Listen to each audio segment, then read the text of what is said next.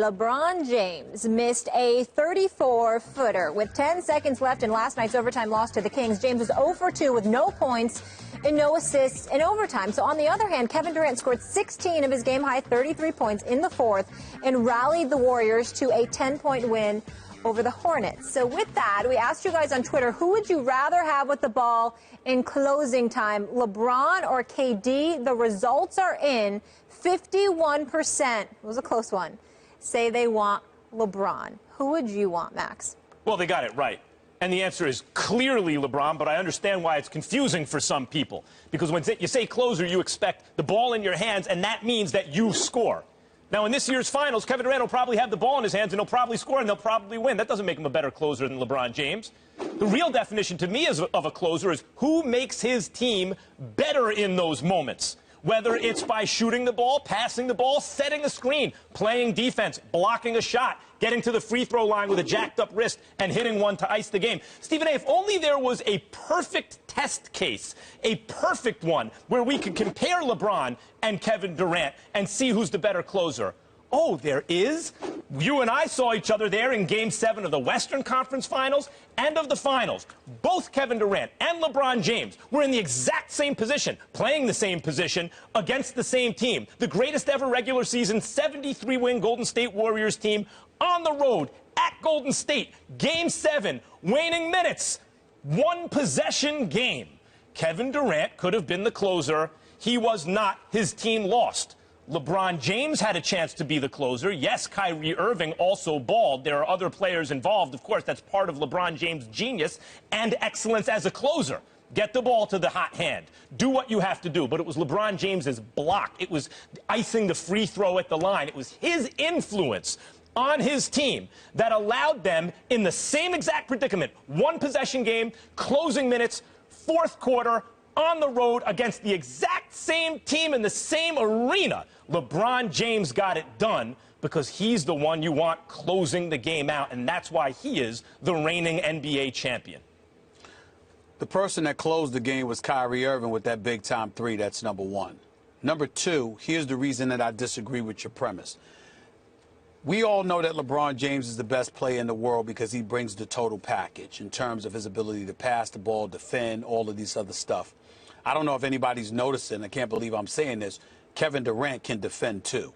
Kevin Durant has a lot to do with the fact that why the Golden State Warriors are #1 in block shots, steals, disrupted shots and what have you. Just ask Kemba Walker from last night because Kevin Durant can do those kind of things because he's in a different way. He's a different freak of nature, being 6'11" with a 7'6" wingspan, able to do the things that he does. But really where you and I part ways, Max, in terms of disagreeing, it's really not, even though it can be debated, it's really about what a closer is. When I think closer, and I certainly you have a right to believe what you want about what a closer should be. But me personally, when I think about a closer, I think about the ball is in your hands. Who has the better opportunity of making a shot? Who can I rely on to be a better marksman under pressure? And I flow with Kevin Durant. Now, to be fair to LeBron James' numbers in the fourth quarter, not just this season, but in his career, is better than that of Kevin Durant per se. I get that. But from a skilled perspective, in terms of my comfort level, I'm not just looking at the fact that both of them are high percentage shooters from the field. I'm looking at the fact that Kevin Durant's primary shooting prowess comes from the perimeter. LeBron goes to the hole.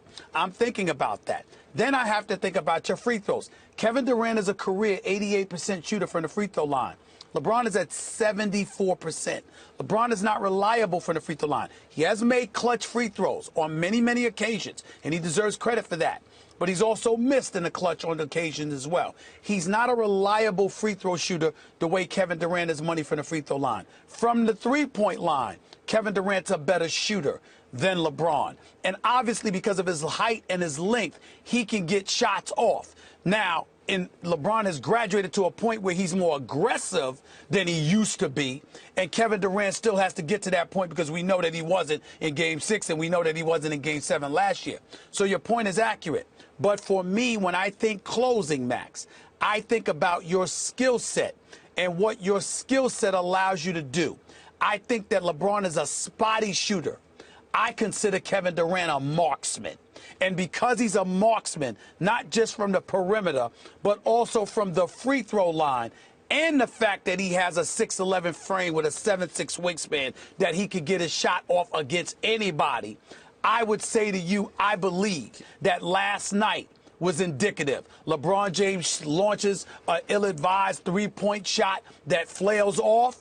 Kevin Durant scores 16 in the fourth quarter. It's just one example. KD He's just a better shooter. Is a better pure scorer than LeBron. KD always has a shot available. That's the only thing I'm saying. That's the only thing I'm saying. Especially in the regular season, in the finals, in the playoffs, give me LeBron, even under those circumstances. But Kevin Durant, if by closer we mean the analogy is baseball, he's Mariano Rivera in the sense that with a lead, you need a guy to hit a shot to ice the game, or a guy is wide open, you need him to score. You might be able to argue Durant because he's a better scorer. Again, under pressure, I'd still prefer LeBron. But I think it's much more than that. Look, in these finals coming up and just go all the way to June, we can fast forward. We know what's going to happen. Kevin Durant has guys like Steph Curry on his team, a superstar who will set off-ball screens. He has Draymond Green sucking the defense out. The big has to come out because they can play 5 out. He has Klay Thompson, where if the best option is to let Klay Thompson shoot, which it might be on this Warriors team, and Klay gets hot. After all, he's scored 37 points in a quarter before in his career. Durant, therefore, gets less attention. He'll be wide open. He will be the beneficiary of the team he's on. And in that sense, like a closer in baseball, you already have the lead. Fine, yes, he can score more, and Golden State's likely to win anyway. By closer, what I mean is who gives your team the best chance to win under pressure at the end of the game. If you have LeBron James on your team, that unit will function at its highest, most optimal possible level because LeBron James is on the floor. Give me that guy. That's not true, because first of all, when they won the championship in Miami over the Spurs, that was Ray Allen that came to the rescue. LeBron showed up in Game 7. Who got the rebound? Let me finish. Chris Bosh. Oh, that's true. But Bosh LeBron James showed up in Game 7, but that Game 6, Ray Allen saved the day. Last year, he had key blocks. He showed up big defensively. He did some things. But guys, Kyrie closed. break. Shooters close. I can rely on shooters. Bosh did get the rebound. That's a good point. All right.